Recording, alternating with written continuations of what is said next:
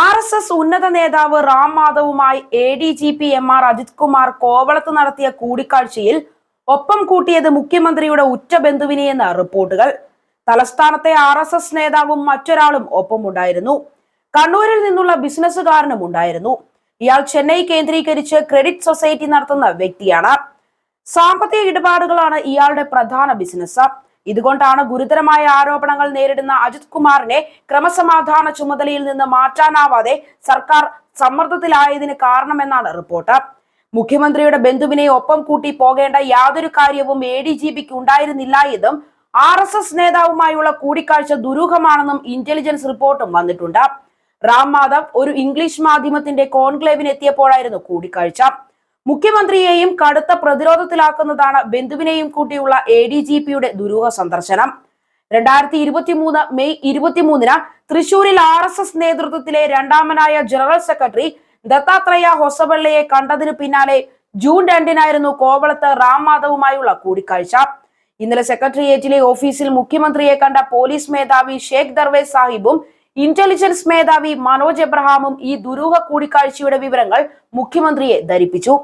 RSS കൂടിക്കാഴ്ചയെ കുറിച്ച് അന്വേഷിക്കാൻ ഡി.ജി.പിയോട് മുഖ്യമന്ത്രി നിർദ്ദേശിച്ചിരുന്നതായി അറിയുന്നു. ഇത് സംബന്ധിച്ച ഇന്റലിജൻസ് റിപ്പോർട്ടുകൾ ഡി.ജി.പി ശേഖരിച്ചു. കോവളത്തെ കൂടിക്കാഴ്ച സംബന്ധിച്ച് സ്പെഷ്യൽ ബ്രാഞ്ച് വിശദമായി റിപ്പോർട്ട് ചെയ്തിട്ടും ഇക്കാര്യത്തിൽ ഒരു ചോദ്യം പോലും ഉയരാതിരുന്നതും ശ്രദ്ധേയമായി. കൂടിക്കാഴ്ചയുമായി ബന്ധപ്പെടുത്തി പ്രതിപക്ഷം ആരോപണം കടുപ്പിക്കുന്നതും ഈ സംശയത്തിലൂന്നിയാണ്. ബന്ധുവിന്റെ സാന്നിധ്യം ഏറെ ചർച്ചയാകാനും ഇടയുണ്ട്. 2023 മെയ് 22 തൃശൂരിൽ ആർ.എസ്.എസ് ക്യാമ്പിൽ വെച്ച് ദത്താത്രേയ ഹൊസബള്ളയെ കണ്ടത്. 1 മണിക്കൂറോളം കൂടിക്കാഴ്ച നീണ്ടു. 2 ആഴ്ച കഴിഞ്ഞ് ജൂൺ 2 കോവളത്ത് വെച്ചായിരുന്നു റാം മാധവുമായുള്ള കൂടിക്കാഴ്ച. ഇത് 20 മിനിറ്റോളം നീണ്ടു. ഇതുകൂടാതെ ഒരിക്കൽ കൂടി കോവളത്തെ മറ്റൊരു ഹോട്ടലിൽ വെച്ച് എ.ഡി.ജി.പിയും റാം മാധവുമായി കൂടിക്കാഴ്ച നടന്നുവെന്നും സൂചനകളുണ്ട്. കൂടിക്കാഴ്ചകളെ പറ്റി അറിഞ്ഞിട്ടും ഉദ്ദേശം എന്ത് എന്നത് ആഭ്യന്തര വകുപ്പ് അന്നൊന്നും തിരക്കിയില്ല. അതേസമയം സംസ്ഥാനത്തിന്റെ ക്രമസമാധാന ചുമതലയുള്ള എ.ഡി.ജി.പി എം.ആർ. അജിത് കുമാർ ആർ.എസ്.എസ് നേതാക്കളുമായി നടത്തിയ കൂടിക്കാഴ്ചകളിൽ എ.ഡി.ജി.പിയെ ന്യായീകരിച്ച് സ്പീക്കർ എ.എൻ. ഷംസീർ രംഗത്തെത്തി. എം.ആർ. അജിത് കുമാർ ആർ.എസ്.എസ് നേതാക്കളെ കണ്ടതിൽ തെറ്റില്ലെന്ന് വ്യക്തമാക്കിയ സ്പീക്കർ ആർ.എസ്.എസ് രാജ്യത്തെ പ്രധാന സംഘടനയാണെന്നും ചൂണ്ടിക്കാട്ടി. ആർ.എസ്.എസ് നേതാക്കളെ വ്യക്തിപരമായി കണ്ടതിൽ തെറ്റില്ല. മന്ത്രിമാരുടെ ഫോൺ എ.ഡി.ജി.പി ചോർത്തിയെന്ന അൻവറിന്റെ ആരോപണം അഭ്യൂഹം മാത്രമാണെന്നും സ്പീക്കർ പറഞ്ഞു. സർക്കാർ സംവിധാനത്തിൽ ഇത്തരം കാര്യങ്ങൾ നടക്കുമെന്ന് കരുതുന്നില്ലെന്നും എ.എൻ. ഷംസീർ പറഞ്ഞു. അജിത് കുമാറിനെ പിന്തുണയ്ക്കുന്ന വേളയിൽ സ്പീക്കർ ആർ.എസ്.എസിനെ കുറിച്ച് നടത്തിയ പരാമർശം ചർച്ചയായി മാറിയതോടെ മറുപടിയുമായി സ്പീക്കർ വീണ്ടും രംഗത്തെത്തുകയും ചെയ്തു. തന്നോട് ആർ.എസ്.എസിനുള്ള സമീപനം അറിയുന്നതല്ലേ എന്നതായിരുന്നു വിവാദങ്ങൾക്ക് നേരെ സ്പീക്കറുടെ മറുചോദ്യം.